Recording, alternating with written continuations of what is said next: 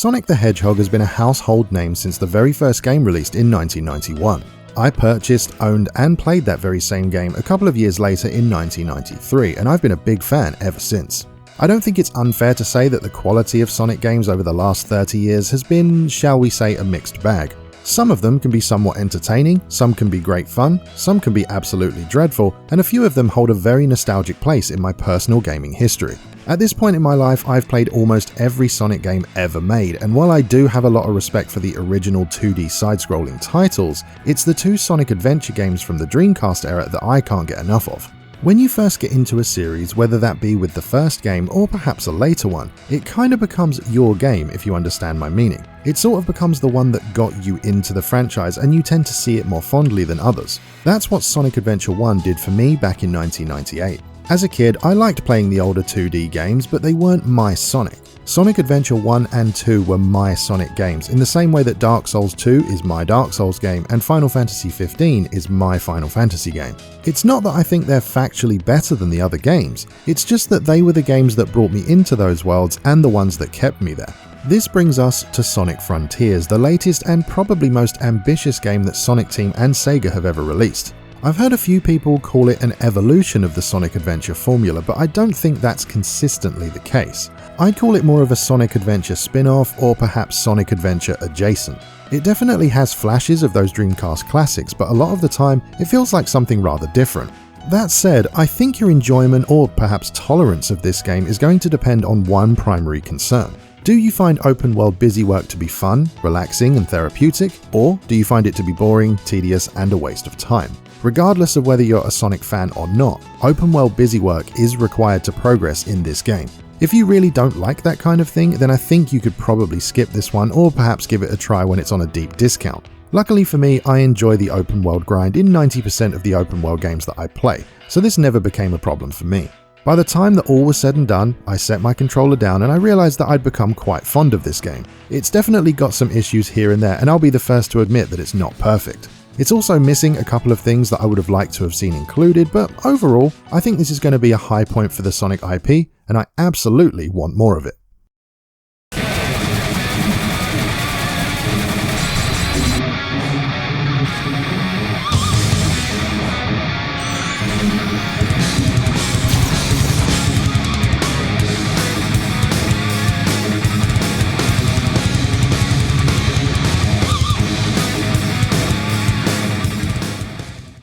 So what is Sonic Frontiers? Well, it's a brand new 3D Sonic game with 5 open world zones that you can freely explore, at least for the most part.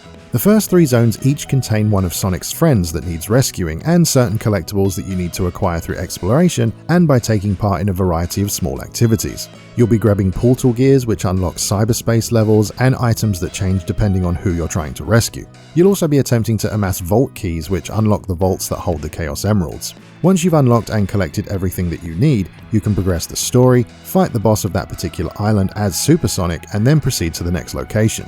Put plainly, it's kind of like explore the world, collect the items, unlock the emeralds, progress the story, fight the boss, proceed to the next island. That is, of course, a very basic summary or perhaps an overview of the core gameplay loop, but now let's take a look at everything in more detail. Normally at this point in the review, I'd give you some info on the narrative and who you play as during the game. The thing is though, you're obviously playing as Sonic and the story keeps a lot of its specific details from you until much later in the game. So with that in mind, I'll give you the boilerplate synopsis from the wiki page as a bit of a taster. Sonic, Tails and Amy Rose decide to investigate some activity that has drawn the Chaos Emeralds to the Starfall Islands. Upon approach, their plane is pulled into a wormhole which leads to a digital realm called cyberspace. Sonic is the only one who's able to escape and get back to the islands in the real world. Now, with Sonic in reality and his friends trapped in cyberspace, it's his mission to figure out what just happened and rescue his friends. As you gain control of Sonic and start to play the game, you'll soon discover that there's actually a lot more going on than it would initially seem. As far as the game itself goes, I think we'll start by going over how the open world works and how it's all structured. So as I said, the game features 5 separate islands that you can generally explore freely. Some sections of the map are locked off until you fulfill certain conditions, but otherwise you can pretty much go wherever you want. Islands 1, 2, 3 and 5 are functionally identical and revolve around the exact same gameplay loop. However, island number 4 is virtually empty except for 6 large towers that you need to shut down as part of the story. There is literally nothing else to find on the 4th island besides these towers, nothing to collect, nothing to unlock, and really nothing to do. Part of me does wonder if all 5 of the Starfall Islands were meant to function in the same way, but perhaps they ran out of development time or something like that. I don't really know the answer to that, but I did think it was worth pointing it out. Every island is separate from one another, meaning that you can't just walk from the first to the second or the second to the third, for example. After you've unlocked them, the only way to travel between them is to bring up the in-game map and then use the menus to load yourself into another location. If we take the very first location, Kronos Island, as an example, which by the way is where most of my footage comes from, I can explain how progression works. You'll notice at the top left just under your ring counter that there's 3 icons followed by a number. From top to bottom they represent portal gears, vault keys, and the collectible item that changes from island to island. Those numbers are tied to the area that you're currently exploring and they don't carry over to or from the islands. Portal gears can be found by defeating Guardian enemies, which are sort of like mini-bosses that roam the map. If you're lucky, standard enemies will sometimes drop them as well after being destroyed. These portal gears are used to unlock the cyberspace portals, which can be found dotted around each of the game's islands. They resemble large thrones and they require varying amounts of portal gears to unlock. Keep in mind that the Guardian mini-bosses, and in fact all enemies on the map, will respawn during a Starfall event. Starfalls occur randomly after a few day and night cycles have passed and flood the island with fallen stars. Your goal during these events is to simply pick up as many as possible, and each one gives you a spin on a slot machine. It's all done automatically, but you can stop the spins manually by pressing up on the D-pad if you want to. If you're lucky enough to hit a prize, you'll gain various amounts of purple fishing coins, which we'll talk about later on. The vault keys allow you to open the vaults that hold the Chaos Emeralds, and the number of keys you own determines how many vaults you can unlock. For example, a vault might require 5 keys to open it, but you don't actually need to spend those 5 keys on it to do so. You just need to own 5 keys in total. It's basically a threshold. Each vault on the map needs you to be holding a certain number of keys for it to open so that you can collect the Chaos Emerald from it. Vault keys can be found at random places in the environment as drops from enemies, from fishing, and most importantly from cyberspace levels, which we'll get to soon. The number at the bottom, marked as a heart, lets you know how many story progression items you've collected, and once again this number is a threshold. Using the first island again as an example, you'll be trying to rescue Amy and she needs you to collect these hearts, which are literally everywhere on the map. In fact, there are way more than you actually need, so you don't need to grind every rail and complete every minor platforming section. You just need enough to allow you to speak to certain characters and progress the story. They can also be used to witness small side stories which help to flesh out the world and the situation you find yourself in. These are not side quests and you don't actually need to do anything. They're just small cutscenes that help you understand what's going on piece by piece. That said, you will need to do something when progressing the main story, and you'll know the difference because they're marked differently on your map. These events are marked as small stylized images of the characters' faces on the map itself, and when you arrive at that location, there'll be some text above their head letting you know how many items you need in order to start that event. This is the primary way to progress the story, but the game also weaves in other activities. Let's say you're progressing the story by speaking to Amy, but then you'll notice that the objective might change to find the Chaos Emeralds or something like that. At this point, your focus should move from finding hearts for Amy to picking up portal gears to open the cyberspace levels. Then you should play the cyberspace levels themselves in order to acquire the vault keys, which will then unlock the Chaos Emeralds. Each collectible item kinda governs the others, and it all comes back around to the open world activities and exploration. Cyberspace levels are, from what I can tell, remixes of stages and assets from the Sonic Generations game, and they play much more like classic Sonic stages. You can earn a maximum of 4 vault keys from each one of these levels, and the goals are the same for every single one of them. You'll get a key for beating the level, one for getting to the end within a certain time, one for getting to the end with a specific number of rings, and one for collecting all 5 red star rings. In order to find your way around and actually discover those open world activities, you're going to need to reveal the map. Luckily, doing so is very simple. Just think of Ubisoft's radio towers, but much more straightforward and a lot faster. On your travels, you'll come across these markers which represent a small activity that can be completed to reveal a small portion of the map. These markers are visible on your map, but obviously you probably won't be able to see many of them at first. It's worth pointing out that using the compass at the top of the screen can help you locate these markers if you're in an area that you haven't revealed yet. The small activities range from running on a treadmill for a few seconds to knocking energy balls through rings to getting to a certain location within a time limit, and many more besides. Each one is rather brief and when completed reveals a small piece of the map for you. A lot of these activities require the use of a skill that leaves a trail behind Sonic as he walks or runs. On the PS5, you hold down triangle and try to create a circle around the target object. This ability doesn't just aid you in solving puzzles though, it's also very handy for lowering some of the enemy's defenses. Physically moving from place to place is made easier by the inclusion of a burst dash, which gives Sonic a quick boost of speed by tapping the right trigger. It allows you to gain a lot of momentum rapidly, and it helps to keep the gameplay running smoothly. You can also hold down the boost function for a continuous boost, but there is a gauge to keep your eye on. Additionally, when Sonic gains the maximum amount of rings he can hold, you'll get this quick little scene and he becomes empowered. This state allows him to move and dash more quickly in general, but it can only be sustained while he's at the maximum ring count. Sonic Frontiers includes an underlying but rather basic RPG system that allows you to power up our spiky blue friend. Sonic has 4 stats, which are power, defense, speed, and ring capacity. Power increases the damage you deal, defense decreases the amount of rings you lose when hit, speed is basically movement speed, and ring capacity is sort of like a pseudo health increase. You can only die when you take damage and your rings are at 0, so the more you can store up, the more hits you can take. In order to increase your power and defense, you'll need red seeds of power and blue seeds of defense. Spending any amount of time exploring, collecting, and fighting enemies will net you a ton of each seed. I was able to fully max out both on Island 3, for example. Once you've collected some of these seeds, you can take them to one of the Hermit Coco, who can permanently convert them into stat points, with the most you can have being 99 of each. Speed and ring capacity work a little bit differently though. As you roam the world, you'll come across hundreds of these little creatures known as Coco. Picking them up and bringing them back to one of the Elder Coco will allow Sonic to increase his other abilities. 12 Coco are needed per level for speed and ring capacity, which once again go up to a max of 99 each. Another resource that Sonic can make use of is skill points.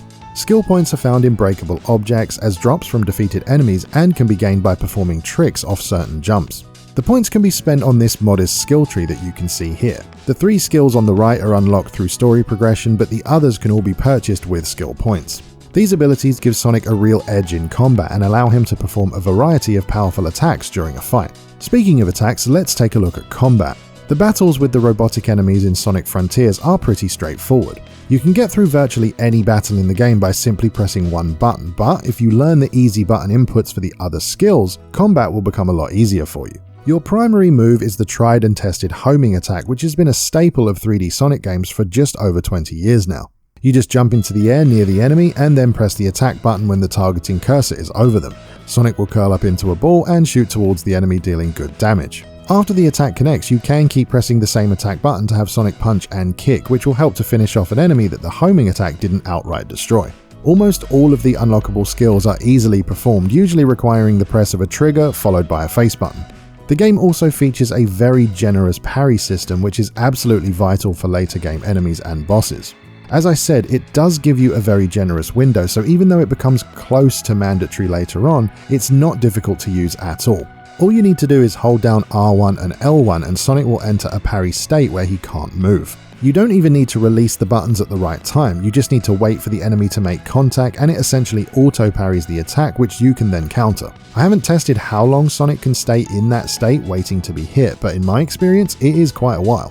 As you make contact with your foes, your combo meter will rise and the blue bar will increase alongside it. Filling this bar allows Sonic to enter Phantom Rush mode where his power is boosted and his attack speed is increased dramatically. We can't talk about combat without referring to the sections where you play as Super Sonic. At the end of each island, you'll need to fight a Titan boss, and you can only do this after collecting the 7 Chaos Emeralds and transforming into Super Sonic. Usually you'll find that the 7th Emerald is on the Titan itself, so you need to get to the top of it and take it before you can actually transform. At this point, you'll be able to fly around, dodge incoming projectiles, and of course, launch lightning-fast attacks on the Titan. During these fights, there will be a couple of times when you can actually parry the Titan, and there'll be some minor quick-time events or button-mashing sections as well. Once the Titan's been defeated, you'll fly to the next island, lose your emeralds, and then have to start the exploration and collecting process all over again. Lastly, in terms of gameplay, we've got a fishing minigame. Each island has 1 or sometimes 2 portals that lead to a fishing spot instead of a cyberspace level. These portals, as with the others, need portal gears to open them, and once you've opened them, you can come and go freely. Longtime Sonic fans will notice that your fishing buddy is none other than Big the Cat, who gives you a fishing rod to get you started. So how does it work? Well, in the open world, you'll often come across these purple coins, and it's best to think of these as tokens that you need to pay to actually cast your line in the fishing minigame. On the first island, each attempt costs you 1 purple coin, but later fishing spots require more. Fortunately, the amount you seem to find increases as you progress through the game, and the Starfall events give you a decent amount as well, so it shouldn't be a problem. If you catch a fish, it will deduct the coin from your balance, but if you fail to catch a fish, it will still deduct the coin. The actual catching mechanics are rather accessible though, so once again, you shouldn't have many problems here. When the smaller white ring overlaps the larger red ring, you just press the button once and it's automated from there. You can catch loads of different stuff ranging from actual fish to turtles to items from Sonic's lore. Each item you catch grants you a second type of fishing token in different amounts. These can be spent with Big the Cat to buy lots of important in-game items. In fact, you can use this shop to bypass a lot of the open world stuff if that's what you want to do. You can buy Seeds of Power, Seeds of Defense, the little Cocoa creatures, and even Vault Keys, which means that you don't really need to play the cyberspace levels if they aren't your thing. From what I understand, a lot of these items are infinitely in stock at this shop as well, meaning that if you collect enough fishing coins, you could just buy 99 power seeds instead of finding them over the course of the entire game. You don't have to do it that way, but you definitely could if you wanted to. It's also important to know that you can catch a couple of scrolls that unlock fast travel to the Hermit Cocoa and Elder Cocoa, so it's probably worth finding the fishing spots as early as possible. Performance-wise, I played on PlayStation 5, and your options are 4K at 30 FPS with some bad frame pacing, or 1800p at 60 FPS, which was about 98% solid during my playthrough. Series X also has those same options. I experienced no crashes, bugs, or glitches to speak of, and loading times were a few seconds at most. The only negative thing I can really report on is the fact that pop-in is kind of rough. Assets, enemies, objects, grass, you name it, it all pops in awkwardly, and unfortunately, it happens very close to you and it's extremely noticeable. If you're looking to pick up the game, Sonic Frontiers is available right now on all consoles, both current and last gen, including the Nintendo Switch, and it's on PC as well. Physical copies are widely available for all consoles, there's a nice looking steelbook out there, and I believe there's a collector's edition which is exclusive to Japan, if that interests you. So, what did I think of Sonic Frontiers in the end? Well, first let me just say that I have 100% completed every island, and I have the Platinum Trophy on PS5, so there isn't anything left for me to do in the game at this point. It took me around 20 hours and 10 minutes to get that done, I believe, so I mean, the game was nowhere near as long as I assumed it would be. Thing is though, I kinda don't care in this instance because of how much fun it was. Sure, yes, there is some janky movement from time to time and a few things need a bit of work, but I legitimately enjoyed my time with this game. First of all, the OST is simply brilliant. During the early stages of the game, when you're just exploring and trying to figure out how the game works, the music is subtle and soft, which suits the situation but doesn't exactly blow you away. That said, I do still like it because it's appropriate for the setting. It's got a melancholic quality to it, and once you understand the full story of the game, it suits it even more. However, the music that plays during the boss fights is more my speed. It's got a nu metal feeling to it, and it takes me back to the days of Sonic Adventure 1 and 2, which had awesome theme songs that played during the final boss encounters. Those songs were Open Your Heart and Live and Learn, both of which were performed by Crush 40. If you've never heard of them before, I'll stick some links below so that you can hear them for yourself, and while I'm doing that, I'll stick a couple of the new tracks down there as well. In terms of gameplay, like platforming, running, grinding, and all that stuff, I think it's probably the best that Sonic has ever controlled in a 3D game.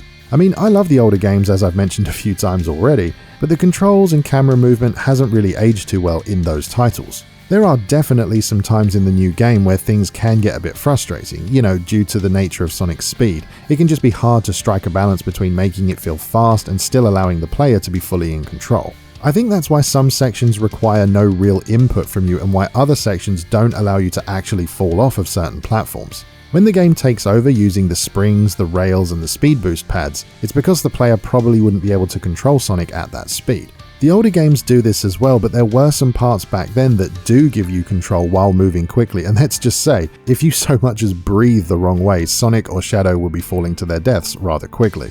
During my playthrough of Frontiers, that kind of thing was kept to a minimum, and the game gives you so many more resources than you actually need, allowing you to essentially skip over some of the platforming challenges if you find them a bit too annoying.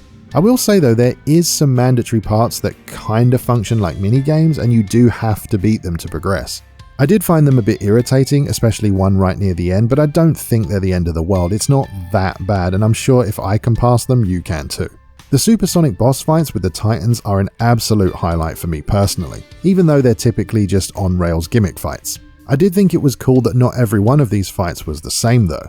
There's 4 titans in the game, and while the fights have a similar setup, the stuff that happens within them isn't just a carbon copy. The first titan you fight is relatively straightforward. Get close, beat the crap out of it, and parry when you need to.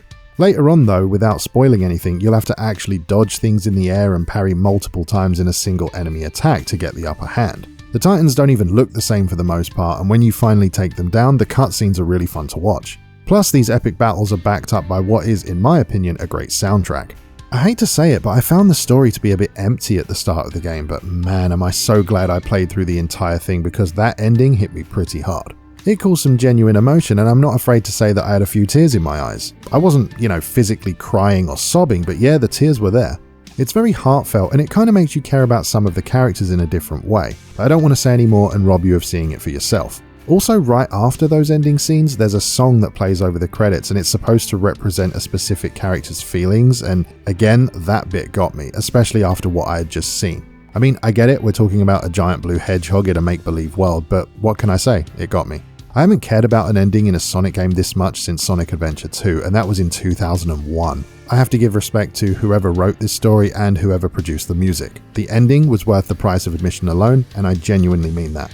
Visually, I'd say I was quite impressed with what I saw most of the time. From a technical standpoint, the texture quality isn't great, but I think there's some very nice lighting and some gorgeous vistas to see.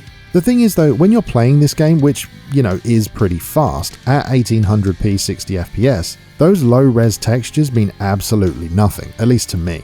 Do they look great when you're standing still and just staring at them? Well, no, not really, but once again, the game plays so well that I really don't care. I've always been a gameplay over graphics kind of guy anyway, which is probably why I feel the way I do, but each to their own I suppose. The islands are kind of barren in a sense, but they also have a lot of stuff to interact with. It's weird honestly, it feels wide open, but due to Sonic's speed you can't go for longer than 10 seconds without running into something to do. Whether or not you actually enjoy those things that you find is another consideration entirely, but in my case, I liked most of them. I found it satisfying to check something on the map, move on, do it again, move on, do it again, etc, etc. It just gives me that sense of quick progression, even though the stuff that you're doing is, let's be honest, mindless busy work. That kind of thing has never really bothered me, but I know it's an issue for a lot of players, so, if you don't like that kind of thing, this game probably isn't going to be for you. Some of the more eagle-eyed viewers may have noticed that my Sonic isn't wearing his normal red and white shoes. He's actually wearing his soap shoes, which are a callback to what he wore in Sonic Adventure 2. I don't know how many of you know this, but soap was an actual brand of real-life shoe that had metal plates under them so that you could grind on rails. I did a lot of inline skating in my younger years, and I always wanted a pair of those soap shoes, but they were really hard to find here in the UK, so I never got them. I believe all you need to do to get them in-game is sign up to the newsletter on the official Sonic Frontiers site, but I did that before the game released, so I don't know if it's still a thing. They don't change up the gameplay or actually do anything, they're purely cosmetic. So what are some things that I didn't like about the game? Well, one thing that I definitely want to mention is the fact that when you boot up the game, it starts in 4K mode by default. In most games you can adjust the performance settings at the title screen, but that doesn't seem to be possible in Sonic Frontiers. So with that being the case, I started up the game and just kind of forgot about it. I thought the game looked quite nice and I thought it ran okay, but I was so focused on the gameplay that I totally ignored the performance settings for about 4, maybe 5 hours. I randomly went into the menus at one point and saw that I could switch it to 60 FPS, and when I did, it was immediately a night and day difference. The problem is that I recorded around 4 hours of footage at 4K 30 FPS, which is not going to work for the videos that I make, which are always 1080p 60. So I had to scrap all of the recordings, delete my save data, and start it all again. Don't get me wrong, I wasn't angry about this and it was kinda my fault for not remembering, but still, it's worth pointing it out in case anyone else gets themselves into a similar situation. I've already mentioned the pop-in, but I'll just reiterate that it is pretty bad. It's very obvious because the objects don't really fade in, they just kind of appear, and when you have all of these random rails and constructs floating in the sky, it's hard not to notice it happening constantly. I wouldn't say it ruined the game for me personally by any stretch of the imagination, but I reckon it will bug a lot of people. It's something that everyone should at least be aware of. This next point might seem a little bit blasphemous amongst other Sonic fans, but I personally didn't care for the cyberspace levels.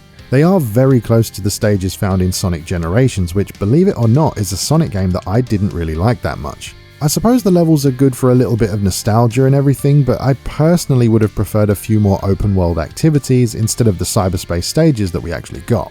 Now that I think about it, I would have preferred them to be similar to the levels from the Sonic Adventure games. In those levels you had time to stop and look around. It wasn't all about running to the end as fast as possible, and I think I would definitely have preferred it that way. Also, I'm aware that I'm bringing up the adventure games a lot in this review, and that's purely down to the fact that they're this game's closest siblings. There's a lot of stuff that those games did very well, and I would have loved to have seen them all be modernized in Frontiers. Mind you, we did get at least some of that. The storytelling, for example, feels very much like the adventure games, and there's a lot of other nods embedded into the design and gameplay, so I can't complain too much. Frontiers does take inspiration from the older games, but it's still definitely its own thing. The last negative thing I have to say is about the voice acting. Now, I don't hate any of it, and I found most of the dialogue to be perfectly acceptable for a Sonic game, but I just couldn't get on with Sonic's voice. Sonic is voiced by the same actor as Ezio from the Assassin's Creed series, and I don't know, it just sounds so off to me. I think his voice is too deep, and it loses some of that cocky, charismatic attitude that Sonic is known for. I don't think it's awful, but I don't really think it fits either. Take a listen and tell me what you think. Looks like I'm the only one who made it out of that. Whatever it was. Whew. Mortal. Ugh. Hello? You have done the impossible. You have escaped cyberspace through your own power.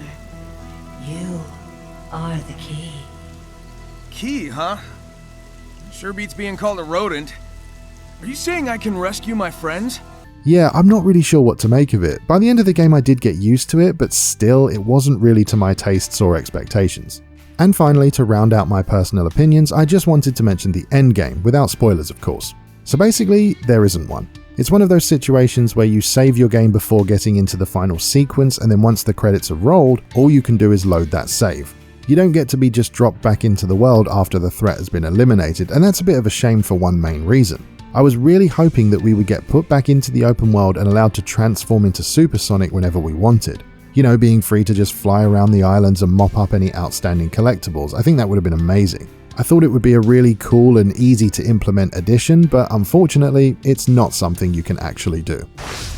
In my opinion, Sonic Frontiers attempts to drag Sonic and his friends back into relevancy, and it's generally successful at doing so. I think the issues arise when you consider what kind of game the developers chose to make. Sonic Frontiers is at its best when you're grinding on rails, running at high speed, and of course, destroying bosses as Super Sonic. The problem for some players will definitely be the bits in between those moments, when you're exploring a somewhat bland open world while trying to find your next fix of the good stuff. Ultimately, I ended up enjoying the game much more than I ever expected to, regardless of its minor shortcomings. The story is easy to grasp and it's surprisingly heartfelt at times. The visuals and performance are pretty great on PS5, and personally, I found the gameplay to be truly addictive. Now, of course, I'd be a liar if I said there wasn't some jank here and there, or if I said that all of the mechanics and systems were perfectly implemented. But still, as a big fan of the Sonic Adventure games, Sonic Frontiers ticks a lot of boxes for me. If you're someone who enjoys the structure of open world games that contain a lot of map markers and small tasks to complete, then this may actually be worth a try. However, it is important to keep in mind that the reception of the game seems to fluctuate wildly between utter trash and complete brilliance, so do be aware your individual mileage may vary. If you enjoy the video, I really hope you'll consider subscribing, and if you like what I do and want to help support the channel, please check out the first link in the video description down below. Thank you very much for watching, and I'll see you next time.